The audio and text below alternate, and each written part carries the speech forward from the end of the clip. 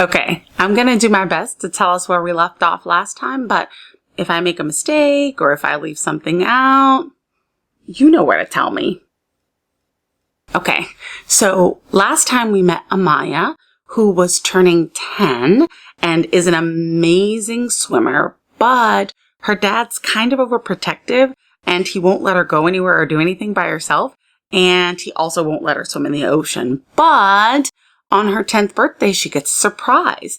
Her mom gives her a shell necklace. We're not even sure what's up with the shell necklace yet, but there's a shell necklace involved, and has given her the promise that she's going to take her to the ocean. So let's see what happens next in chapter 2.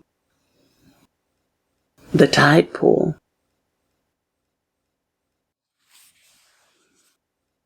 One day, 3 planes and 2 boat rides later, Amaya and her parents arrived at the tiny island her mother would be using as a base to search for bioluminescent octopuses for the next month. It was late when they arrived. There was only a little light left in the sky, and Amaya's mother needed to check some video equipment before it got dark. That left Amaya and her father on their own. Amaya was disappointed at first.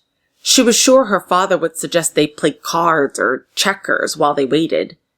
Instead, he said, "Shall we go explore?" And took them both straight down to the beach.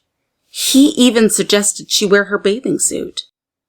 Amaya skipped ahead as they walked along the shore, but ran back every few feet to hug him. He really was a great dad. Sure, he stayed on the dry, sandy part of the sand, as Amaya ran back and forth, watching hermit crabs and hoping beyond hope that the tracks she saw were from baby sea turtles. But he didn't complain, and he didn't ask even once to turn back, despite the fact that he was obviously nervous. When they reached a rocky outcrop, he was even the one who suggested they climb it in search of a tide pool. "Are you sure?" she asked, raising her eyebrows. One side of the rocks was being hit by the waves over and over again, kicking up spray. He paused, twisting the ring on his left hand as he spoke. "I've been splashed before," he said, giving her a weak smile. "I'll be fine." They both climbed the dry side of the rocks. As her father predicted, there was a tide pool at the top. Amaya had seen pictures of tide pools, so she knew there would be creatures there. None of them prepared her for this one. It was much smaller than a swimming pool, but large enough to make her want to jump inside. There wasn't enough room to swim, but the water was a brilliant shade of blue, so clear that she could see straight to the bottom. She expected to see lichen and barnacles, but there were also starfish, mussels, sea anemones, and tiny fish in every color. Amaya lay on her belly on a relatively flat rock to get a better look. The necklace her mother gave her was dangling over the edge. It was as if someone had created a miniature ocean just for her. Her father sighed behind her. "Go ahead and get in," he said. "There are no waves to sweep you out to sea.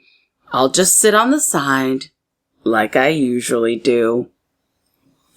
His smile that time was more convincing than it had been. Or perhaps, at that point, Amaya was so overcome by the look of the water that she didn't care. Either way it went, she didn't wait for him to say it twice before turning over to slide in. She was careful to hold on to the rocks on the side to test how deep it was. At the deepest spot, it was barely went up to her waist, which meant that both she and her father relaxed. He didn't even say anything when she dipped her head in to get her hair wet and watched the fish swim by. The salt water stung her eyes even more than chlorinated water did, but she kept them open anyway. There was so much to see. By the time her father called her out of the pool, she was eager to leave, not because she was tired, but because she couldn't wait to share it with her mother. She tried hoisting herself onto the side of the pool the same way she did it at home. The side of the pool where her team practiced was made of rough concrete, a perfect grip for wet hands. The rocks in the tide pool were much smoother and harder to steady herself with. She tried again at a greener spot, not knowing that algae are slippery, and not nearly as much help as grass when you're looking for traction. Her hand slipped. I'm sorry, you guys. Her hand slipped, pushing her whole body backward at an angle, like a bad race turn. Her head slipped beneath the water. She didn't panic, just closed her eyes and held her breath, waiting for her body to slow down. Little things brushed past her as she fell. She hoped she wasn't hurting any fish. Then tentacles of seaweed swept over her back and arms. The seaweed was on the bottom. That should have been the bottom. How long had she been falling? She opened her eyes and saw a faint shimmer of light much too far above her. How had she fallen that far? How deep was the pool? She tried to orient herself upward toward the light, pulling her arms down and pushing her legs back and forth in a perfect flutter kick. Nothing she did brought her any closer to the surface. Her lungs were burning.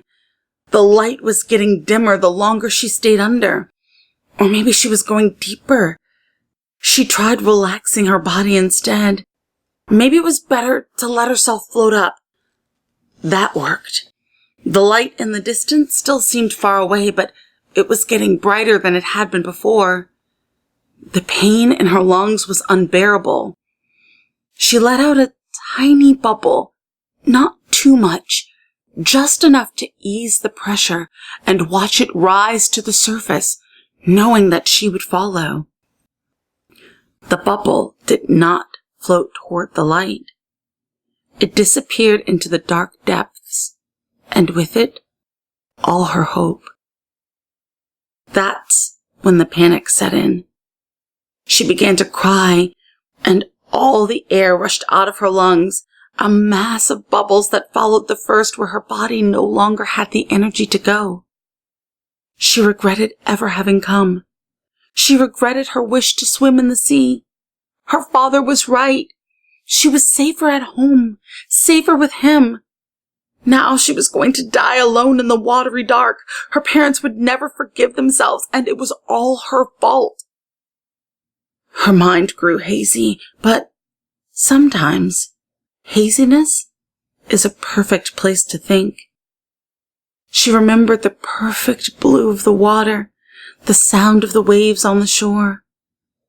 If she was going to die, it was silly to die regretting something so beautiful. That was the last of her thoughts as a human. She was not awake to see the orb of light pass out of her mouth when she let go of her regret. She only knew that she woke breathing easily, and the water was no longer painful to her eyes. She couldn't make sense of what had happened to her until she saw something approaching from the light in the distance. A girl. A mermaid. Okay, we're gonna stop there, but if you have time, go ahead and click the next video and you can read the next chapter. But if not, that's okay. I'll see you next time.